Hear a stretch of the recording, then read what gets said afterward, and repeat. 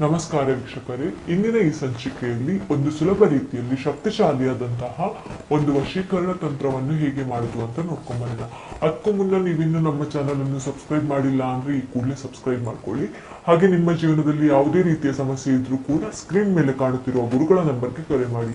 ಶೀಘ್ರದಲ್ಲೇ ಶತಸಿದ್ಧ ಶಾಶ್ವತ ಪರಿಹಾರ ಮಾಡಿಕೊಡಲಾಗ್ತದೆ. ಮೊದಲಿಗೆ ಒಂದು ಹಾಳೆಯಲ್ಲಿ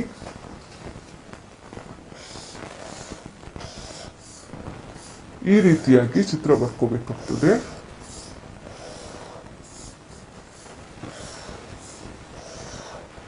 ಈ ರೀತಿಯಾಗಿ ಚಿತ್ರ ಬರ್ಕೊಳ್ಳಿ ವೀಕ್ಷಕರೇ. ಇಲ್ಲಿ ನೀವು ಸ್ತ್ರೀಯ ಹೆಸರನ್ನು ಬರ್ಕೋಬೇಕಾಗ್ತದೆ. ಇಲ್ಲಿ 56, 38, 44, 69, 78, 86. ಇಲ್ಲಿ ಓಂ, ಇಲ್ಲಿ ರೀಂ, ಈ ರೀತಿಯಾಗಿ ಬರ್ಕೊಳ್ಬೇಕಾಗ್ತದೆ. ಈ ರೀತಿಯಾಗಿ ಬರ್ಕೊಂಡು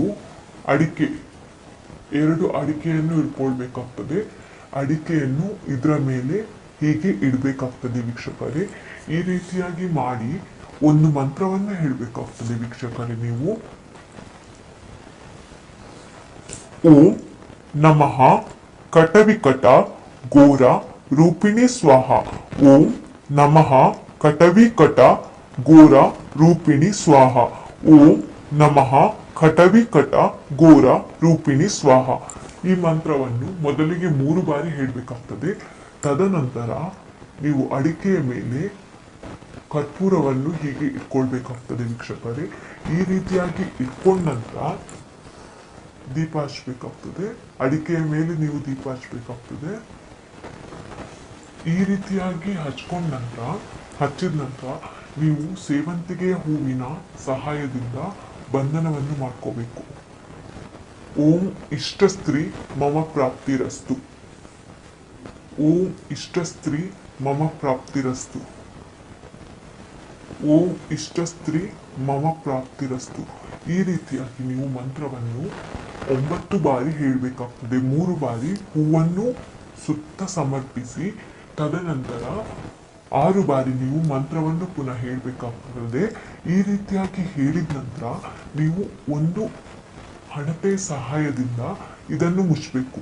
ಈ ರೀತಿಯಾಗಿ ಮುಚ್ಚಿ ಹೀಗೆ ಇಡಬೇಕಾಗ್ತದೆ.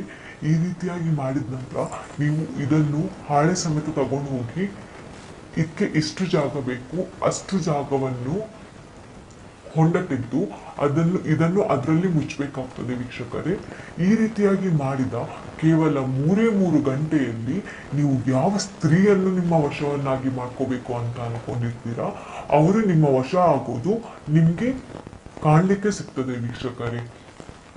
ನಿಮ್ಗೆ ಒಂದು ವೇಳೆ ಈ ತಂತ್ರ ಮಾಡ್ಲಿಕ್ಕೆ ಬರುವುದಿಲ್ಲ ಅಂತ ಆದ್ರೆ ನೀವು ಸ್ಕ್ರೀನ್ ಮೇಲೆ ಕಾಣುತ್ತಿರುವ ಗುರುಗಳ ನಂಬರ್ಗೆ ಕರೆ ಮಾಡಿ ವಶೀಕರಣ ಯಂತ್ರ ಮಾಡಿ ಕಳಿಸಿಕೊಡಲಾಗ್ತದೆ.